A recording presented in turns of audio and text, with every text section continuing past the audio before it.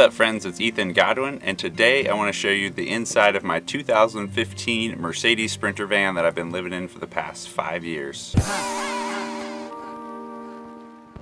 This content is sponsored by Outdoorsy. Through Outdoorsy, you can rent your camper van out to make extra cash, and you can rent a van to try van life before you commit.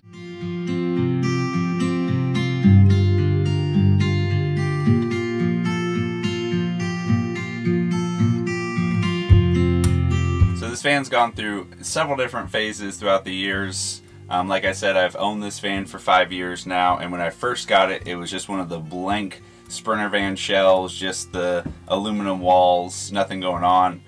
The first build was like smashing a love seat between the wheel wells and building a little insulation, throwing the heater under the seat, and then just getting on the road. And came back on a second build and built like a lofted bed right here. And then finally, February 2019, dropped the van off to have a professional build where I didn't do it. I actually had a company build it out.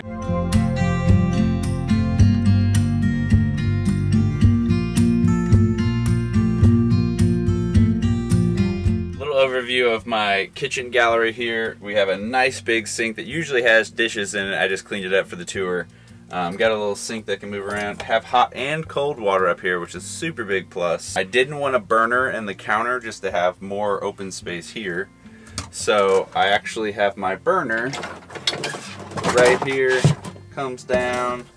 You can take it outside. Got the trash can right here with a little extra storage under here. Got the junk drawer. Everyone needs a good junk drawer in their van. Okay, so for my fridge freezer setup, I went with a Dometic 65-liter chest freezer. I went with it originally because of my first build. I didn't have any cabinetry to put an isotherm or anything like that. And then I've fallen in love with this fridge because of the giant freezer that it has, and then I can keep ice cold water. You can fit ice cream in there, you can fit all kinds of stuff. Cold air stays down versus coming out if you have one of the front door loading fridges. It is 12 volt, but it also can plug into the wall, so it can kind of do both. You do want to wire it up 12 volt, I learned that lesson. So on the stove, it runs off of these green propane canisters, which you can really find just about anywhere, even most gas stations have them. One of the features that I really love about this kitchen is this framed in window. So it kind of really gives you that appearance that you're almost like in a little house. And going back, I would like to build in lighting under here, but I actually just have this little battery operated light bar that clips right in with 6 AA's. And that gives you a little bit extra light whenever you're cooking. So countertops wanted to go with butcher block, and then as well ceiling kind of go with this natural finished looking wood shiplap here, just to keep the earthy kind of tones a little bit more nature looking in here with the raw wood look, and then the white to kind of contrast it. These upper cabinets don't actually have any latches, they just have a little 3M Velcro that I put here. Another thing I like is having the fantastic vent right over top of the kitchen so I can kind of exhaust out the heat as I'm cooking. As well, over here having the electrical outlet and the light switch right when you open the sliding door to the van to be able to pop the lights on, and to have accessible plug-ins. Say you did want to do something outside the van that maybe needed power, or you just, you know, want your hot water kettle right here on the countertop. After almost 3 years of living in a van without any running water, peeing in a gallon jug and jumping in lakes to shower, I definitely wanted to have a built-in shower with hot water in this newest version of this van build. So here we have a nice shower with a big old long hose. You got a urine diverting toilet in here. What that means is you can pee in it and it'll go to a tank below the van. You can't, however, poop in it. So if you're gonna poop in it, you gotta put a bag in there and then you gotta dispose of that bag. Having a hot water shower in the van is absolutely clutch. The hot water heater is roughly about a gallon of hot water. So I could probably take, you know, 10-ish showers depending on how much water I'm using on each one. But you can actually be off grid for a decent bit of time.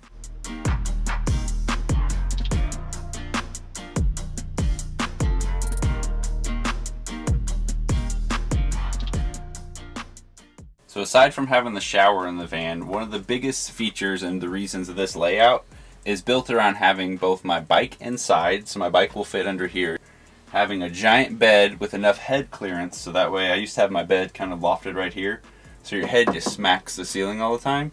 And then lastly, what I'll show you is this bed actually converts into a table. I really wanted an office in here after a couple years. So I didn't go with the traditional way that people do kind of the bed table setup. I actually built an aluminum platform underneath here so it raises it up enough where my bike can still slide in from the back and be nice and safe, or I could have tons of gear in there, or food, whatever you're doing. Just lots of storage. So you'll notice that the bed is actually in all different pieces.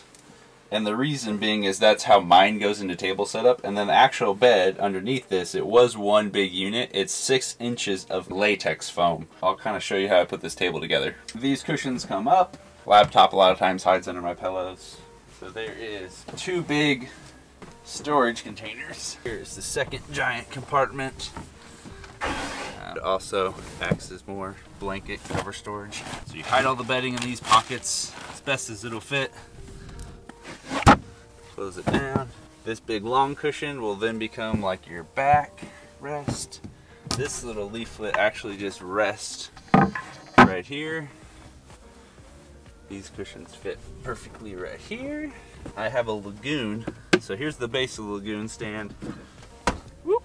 Here is the thing, and then there's a little base right here. So it slides on, and then you just set the table right in the little hole. Now you're working. So I don't always set up the kind of office space back here. A lot of times it stays as a bed, and I'm always kind of mind blown how much it opens the van up when I do it, and I love it so much. Another thing I love is that I added these back windows in on the 3rd build go around. So I didn't have rear windows for a long time. And then it's also nice from an electrical standpoint that I have 2 little outlets right here, which are actually, while we're speaking of, is right behind where I keep all of my battery stuff. So I have the Battleborn battery set up. I have a ginormous 3,000 watt Victron inverter.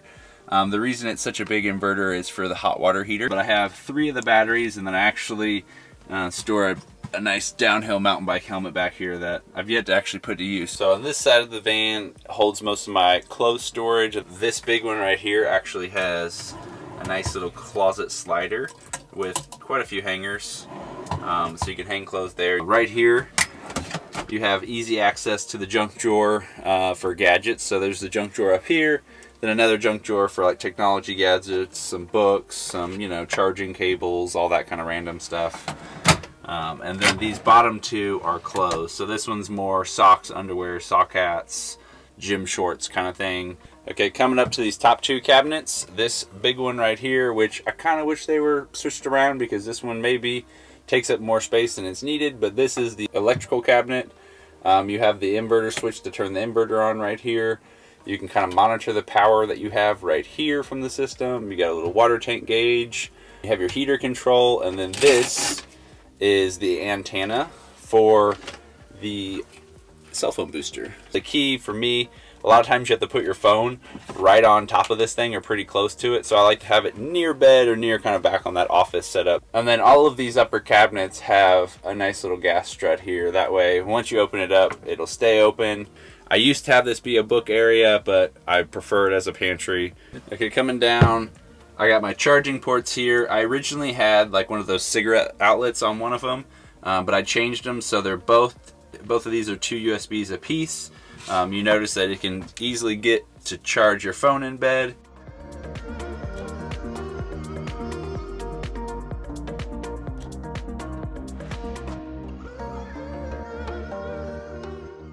And then this countertop space I really like to enjoy for just like keeping all my gadgets out. When you're charging stuff, that's usually sitting out. I got a notebook kind of hanging out.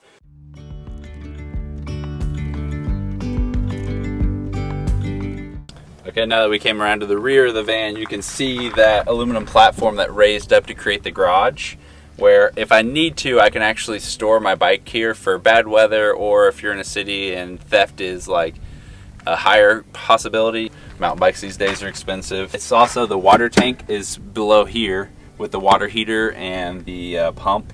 A little hanger for the camel pack. Lots of storage. If you don't have the bike in here, tons of storage. So I just got a little bit of gear in here. I try not to put too much stuff under here, because if I did want to put my bike in, that stuff has to have a place to go as well. And then this little middle cabinet is a nice addition to have a sleeping bag. You know, you never know if your heater could go out. You definitely want to have a sleeping bag on hand. Hammock. You do want to have a few tools. I'm not a handyman per se, but I definitely have a few tools on hand for kind of, again, you know, like the heater, servicing, little projects, little screws that come loose. You just really never know when you live on a home on wheels and you go on these roads and rock back and forth.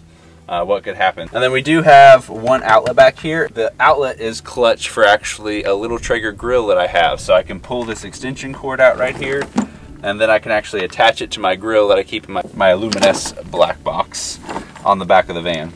When it comes to the rear of the van, I have a Luminous setup with one-up bike racks. Super convenient. I've never used one-up bike racks, but they are super sturdy, and they have a little bike lock that goes through. The big box, which maybe some would call this a waste of space. I don't. But I use this entire box for a Traeger grill, and then I actually throw my hose, which I keep on hand to refill my water tanks, because most of the places that you refill water, they have a water spigot, but they don't have a hose. So they all have locks, and then the smaller box, showing you it's got its own lock here.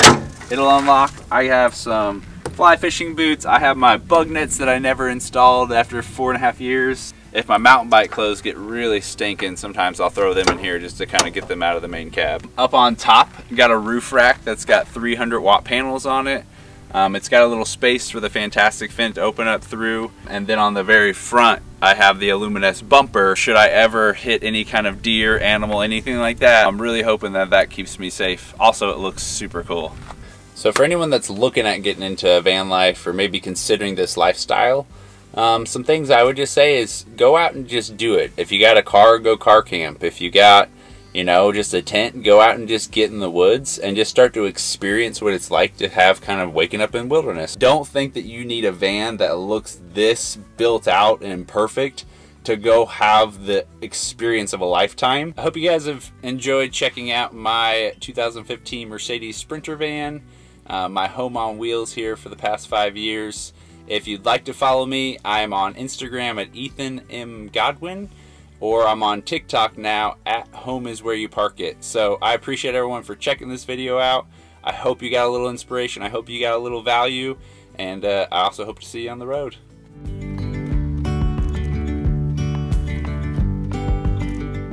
I hope you enjoyed that video. If you hadn't noticed, we do sell an ebook for how to convert a van. It has over 190 pages of detailed instructions and diagrams, also 25 video tutorials which are specifically for the ebook buyer. Creating a van for many people is obviously a really intimidating project, but I really believe, and I've seen it time and time and time again, that with the right information, anyone can turn out with a pretty decent van conversion. So check the link in the description, subscribe to the channel if you are not already, and drop us a comment if you like this video. Thanks for watching, and we'll see you next week.